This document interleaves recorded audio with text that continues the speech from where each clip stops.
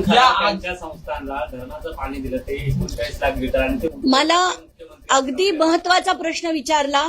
जयंत पाटलांनी त्यांच्या काळामध्ये मवियानी त्यांचं जे धरणाचं पाणी होतं ते त्यांच्या संस्थेला आरक्षित केलं. पहिलं तर हे आरक्षण काढून टाका, कारण हे जनतेचं पाणी आहे. जिथे तिथले शेतकरी आहेत त्यांना ते पाणी आधी मिळालं पाहिजे.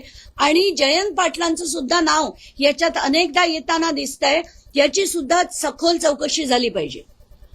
ताई, खरं तर न्यायाधीश असतानाच अनेक वेळेला या प्रकरणामध्ये रुपाली चाकणकर यांचा राजीनामा मागण्यात आला होता, परंतु सुनील तटकरे हे त्यांचा राजीनामा राखून ठेवायचे, दाबून ठेवायचे असा दावा आता करण्यात आला आहे. मला एकदा नाही अनेक प्रकरणांमध्ये प्रत्येक पदोपदी रुपाली चाकणकरांना कोणी वाचवत असेल तर ते एकमेव नाव म्हणजे सुनील तटकरे.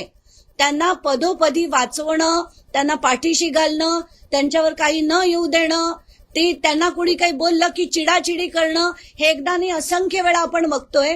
तर ही जे पद होतं, आम्हाला रुपाली चाकणकरांशी काही घेणं देणं नाही. ज्या पदावर त्या होत्या, महिला आयोगाच्या त्या अध्यक्ष होत्या, त्या पदाला काही गरिमा असते.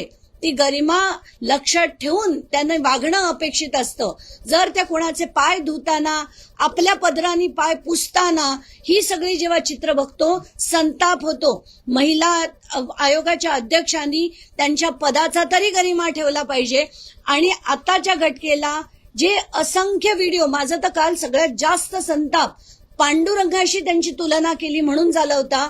ते मी सगळ्या माध्यमांना सुद्धा सांगितलं, तुम्ही ही बातमी दाखवा की एक महिला आयोगाची अध्यक्षा जर म्हणत असेल की तुम्हाला आषाढी एकादशीला पांडुरंगाचं दर्शन घेता येत नसेल तर तुम्ही इथे येऊन घ्या, हे पांडुरंग आणि त्या रुक्मिणी. तर इतकं लज्जास्पद असं त्यांचं जे बोलणं होतं, त्यांच्यावर फार म्हणजे 3 दिवस हा सुद्धा फार जास्त कालावधी त्यांना देण्यात आला असं मला वाटतं. अनेकांचे फोटो आहेत, महिला आहे म्हणून मला कुठेतरी टार्गेट केलं गेलं. सगळ्यांचे जे फोटो होते ते सगळे उष्णजल घ्यायला जायचे. तुम्ही महिला आयोगाच्या अध्यक्षा होता आणि असं असून सुद्धा तुम्ही केक खाताय, पाय पुसताय, पायावर डोकं ठेवताय, हे आक्षेपार्ह आहे. म्हणून तुम्हाला सॉफ्ट टार्गेट नाही, हे टार्गेट केव्हाच करायला पाहिजे होतं. संपदा मुंडेच्या मॅटरमध्ये जेव्हा तुम्ही तिच्यावर शिंदोडे उडवलेत तेव्हाच तुमच्या अध्यक्षपदाचा राजीनामा घ्यायला पाहिजे होता. पण आता तरी झाला. ह्याच्या पुढे महिलांना थोडा तरी आधार मिळेल आणि याच्या पुढची अध्यक्षा चांगली असेल अशीच मी अपेक्षा करते. धन्यवाद.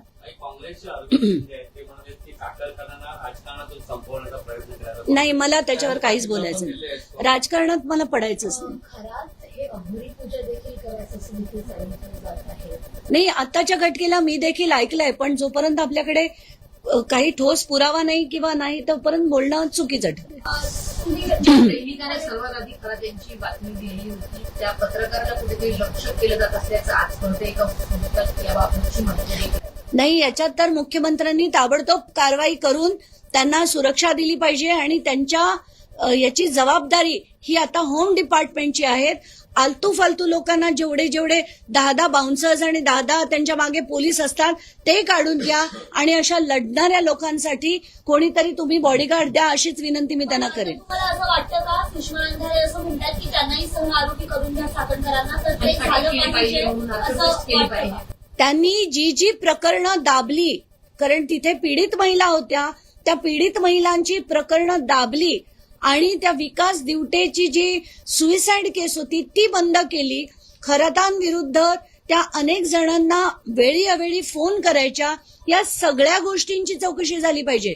आणि प्रायमा फेसी एव्हिडन्स जर अवेलेबल असेल तर त्यांच्यावर तात्काळ FIR करून चौकशी करून कारवाई ही झालीच पाहिजे. म्हणजे म्हणून मी म्हटलं की पहिला टप्पा म्हणजे त्यांचं राजीनामा आणि आता त्यांच्यावर FIR होऊन चौकशी होऊन कारवाई झाली पाहिजे, तरच याला पूर्ण चाकणकर प्रकरणाला पूर्ण विराम मिळेल.